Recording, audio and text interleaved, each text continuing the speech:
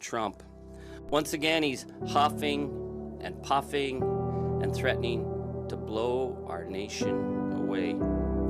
And like last time, as soon as Canada stands up and shows that we are not afraid, suddenly the MAGA crews start backpedaling, and maybe there's going to be a deal in the works. Maybe they're going to have something figured out.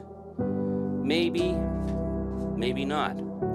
I'm not here to give anyone false hope, because Canadians understand that this is not a trade war we're talking about. This is a war by other means.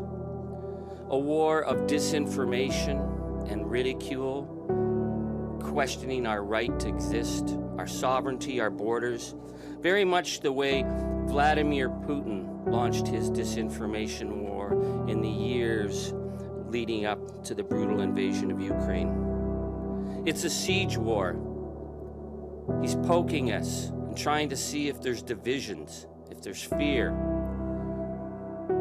What he's learning very quickly, and what the world is learning, is that Canadians know what is at stake, and we will not bend or break. Because Donald Trump believes we have no right as a nation, and we will always be there for our nation. But I want to compare what's happening in Canada to the dumpster fire USA. Because what we've seen in just 60 days is that Donald Trump has burned up the great American century.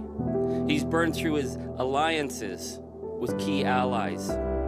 He's burned through Americans' leadership role on the international stage with his disgusting attack on President Zelensky and his willingness to put America on side with North Korea and Russia. So this is how the great American century ends. It's not with a bang or with a whimper. It's like some kind of tacky roadshow from the World Wrestling Federation.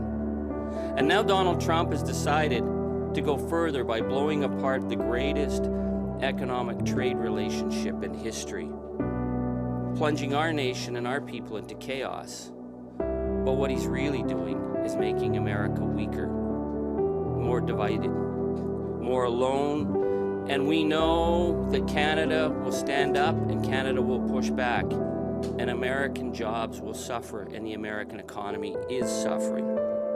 So now the world looks to Canada and wonders, well, just who are these Canadians?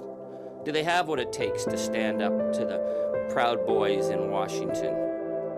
They're learning very quickly that yes, we're a nation that we like to squabble, and we like to disagree with one another, but when you come at us, we come back hard. Call it our Juno Beach gene. Canadians understand what's ahead. They know that this is going to be hard. They know that people will suffer, and that there will families who will be hurt. There's no getting around that. But they also know that Canadians will stand together, just as we've always stood. I want to give a shout out this morning, and it's why I'm here, to the amazing leaders who are on the front lines defending Canada. The countless Canadians who've been reaching out to me about canceling vacations to Arizona, canceling honeymoons in South Carolina, canceling business trips and conventions in Vermont and Florida. People who've taken a personal cost. Now that might not seem like a big deal, but these are the decisions being made at kitchen tables across our nation to stand with Canada or to give in. I want to give a shout out to the mums and the grandmoms who call me from all across this nation, who tell me they take that extra time in the grocery store to make sure that nothing from the United States ends up in their grocery baskets. A big shout out to the Canadian artists who are boycotting South by Southwest in Texas this year, the biggest music festival for Canadian artists, a decision that will cost their careers, but they would rather stand up for Canada than be divided. And I want to give a special shout out to the new Canadian voices that I heard on CBC yesterday, the people, first generation Canadians in Scarborough, who are on the lowest part of the economic rung, who they know when economic hard times come, they're going to take the first hit. And they talked about how proud they were, how they felt more unified as being Canadian than ever before. And that's the issue that I'm here to point out.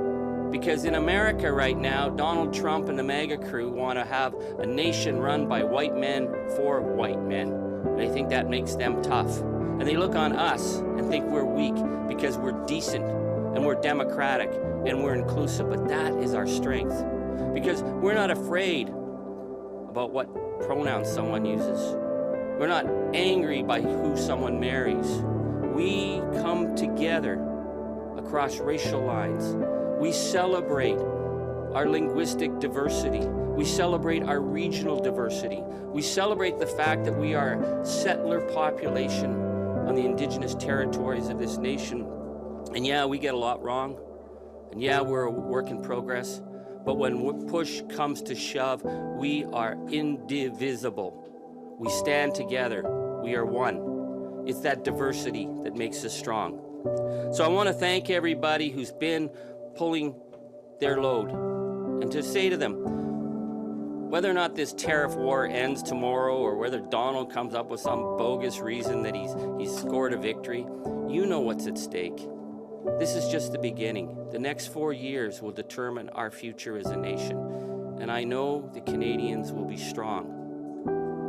Because as Winston Churchill said, we will mete out for you everything that you try to throw at us, and we will go one step further.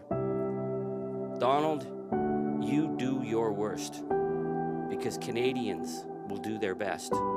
We are true, north, strong, free, and it's elbows up time. Ladies and gentlemen, Canada will never bend. We will never kiss the gangster's ring.